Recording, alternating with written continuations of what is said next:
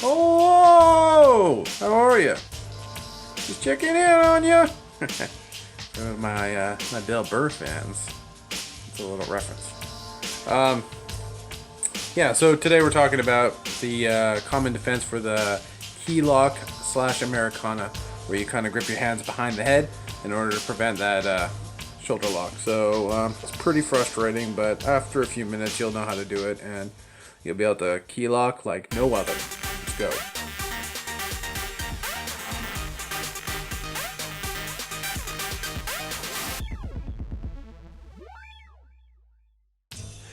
There are a few things that can stop me from doing this. So if I'm here and I'm going for the key lock, Paul's going to go from behind his head and he's going to link his fingers together.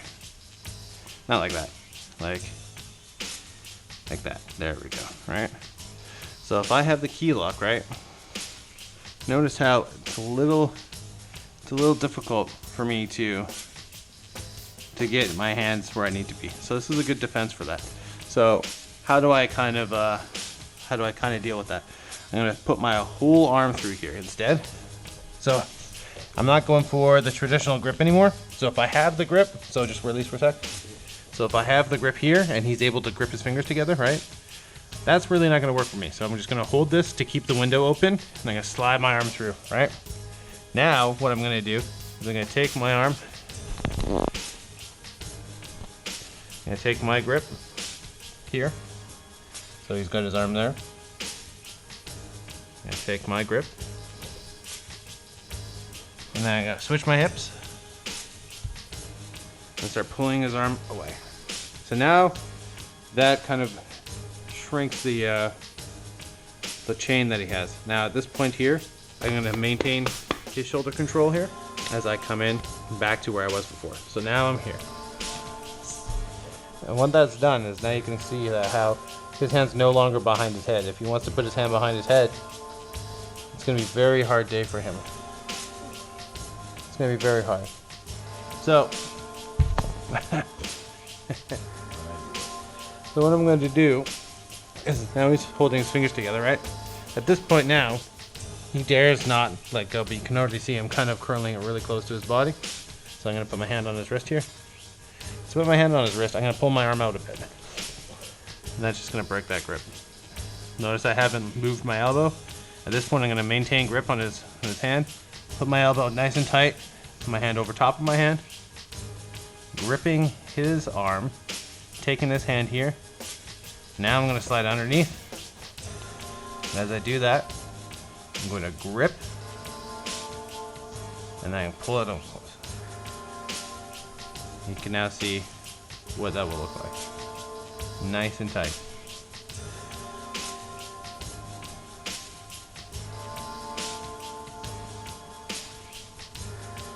So, again, Paul is going to be gripping his fingers together above his head. I'm behind your head. That's going to make it very difficult for me, right? But this is what it would look like fast. So, I'm pulling, right? And this is how I'm going to break it.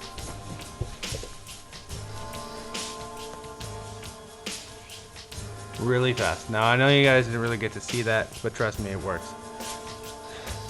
So nice again, nice and slow. All I'm doing is I'm putting my arm through this hole. And I'm creating as much distance between his head and his bicep. So as I'm here, I'm going to then grip my hands together. Switching my hips to force his body to break that grip. And then at that point, if I'm here, I would then hold on to his bicep as I would then grab onto his wrist. I would get back onto my knee. And as I do this time I'm going to go to the ground. I'm going to go over top. I'm going to turn. And then it's already elbow to the ribs. Newsflash, submissions are super dangerous. You really have to be careful when practicing them. You don't want to hurt the person training with you, and you don't want to be hurt by your partner. Be sure to take it slow and be safe. Communicate with your partner and let them know when you want to be released. When practicing joint locks or chokes, treat them with respect.